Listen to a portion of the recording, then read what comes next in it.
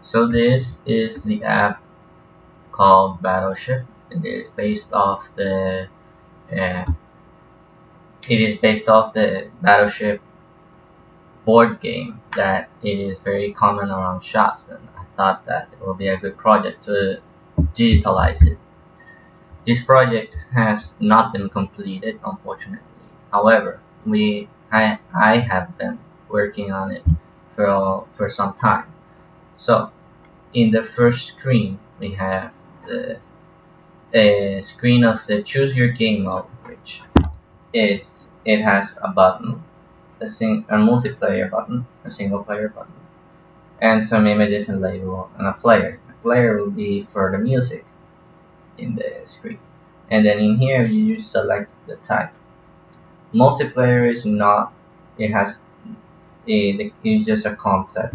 It hasn't been developed. While the single player it has been like developed at some extent, but it is not completed. Now we move on to the next screen, which is just a video player and a text to speech, which is just supposed to be describing a story. Because the thing is, the single player is like a campaign. That was the idea, but unfortunately, it was not. It hasn't been made, and the video player was supposed to have like this montage of naval battles, and the text to speech is just a story related to it, and then it moves on to the next screen, which is the most developed area, which is the single player. Now, this consists of a wide array of components, with the table arrangement and horizontal scroll arrangement to add in the A, B, C, D, E, F, G, I, and J, and then the next vertical arrangement with 1, 2, 3, 4, 5, 6, 7, 8.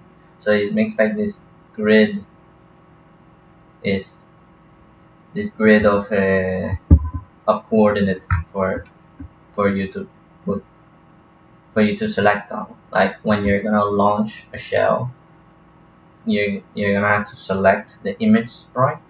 Well, for example, you want to select A6, which I'm gonna name it A6, and which the image sprite is supposed to be named A6, and uh, once you select it, the image sprite represents, it is randomized, it is represent a ship or a section of the ship. Like for example, if it's 5 image sprites, it will be one large ship, and 3 image sprites will be a medium-sized ship.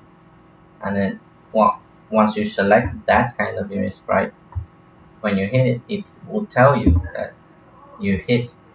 However, if one of the image sprites that you hit does not represent a warship, then it will just say miss. That is the whole concept. Now we go to blocks. Unfortunately, we only have this procedure. The thing is, let me say, there was a different project. There's another one. This is the one. Yes. So sorry for that. There was an inconvenience.